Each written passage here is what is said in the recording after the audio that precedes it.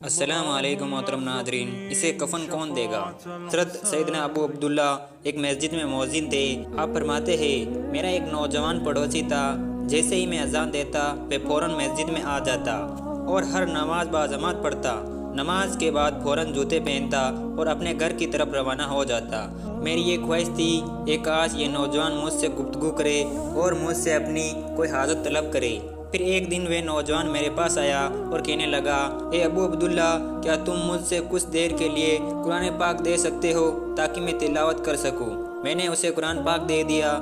اس نے قرآن حکیم کو اپنے سینے سے لگایا اور کہنے لگا، آج ہمیں ضرور عظیم واقعہ پیش آنے والا ہے۔ یہ کہہ کر وہ نوجوان اپنے گھر کی طرف روانہ ہو گیا اور سارا دن مجھے نظر نہ آیا۔ میں نے مغرب کی اذان دی، نماز پڑھی، لیکن وہ نوجوان نہ آیا۔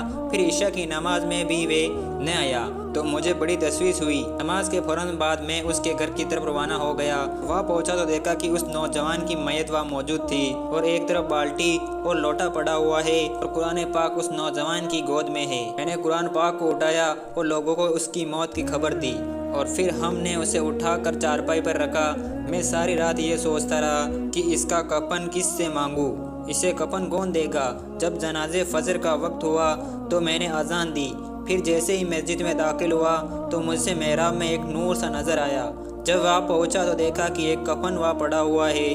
میں نے اسے اٹھایا اور اپنے گھر رکھ آیا اور اللہ رب العزت کا شکر ادا کیا کہ اس نے کفن کا مسئلہ حل فرما دیا۔ پھر میں نے نماز فجر پڑھانا شروع کی۔ سلام پھیرا تو دیکھا کہ میرے دائیں طرف حضرت سیدنا ثابت بنائی، حضرت سیدنا مالک بن دینار، حضرت سیدنا حبیب فارسی، حضرت سیدنا صالح المری موجود ہے۔ میں نے ان سے پوچھا، اے میرے بھائیو، آج صبح صبح آپ لوگ یہاں کیسے تشریف لائے؟ خیریت تو ہے؟ وہ فرمانے لگے، کیا تمہارے پڑوس میں آج رات کسی کا انتقال ہوا؟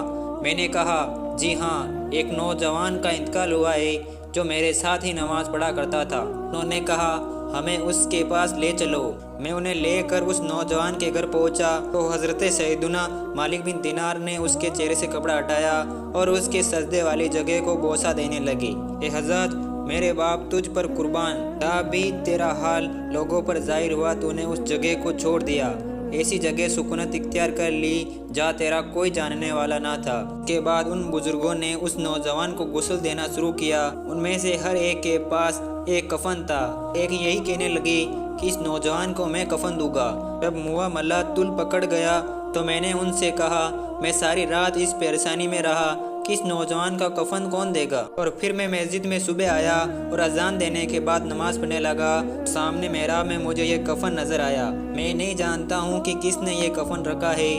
اس پر سبھی کہنے لگے، اس نوجوان کو یہی کفن دیا جائے گا۔ پھر ہم نے اسی کو وہی کفن دیا، اسے لے کر قبرستان کی طرف چل دیے۔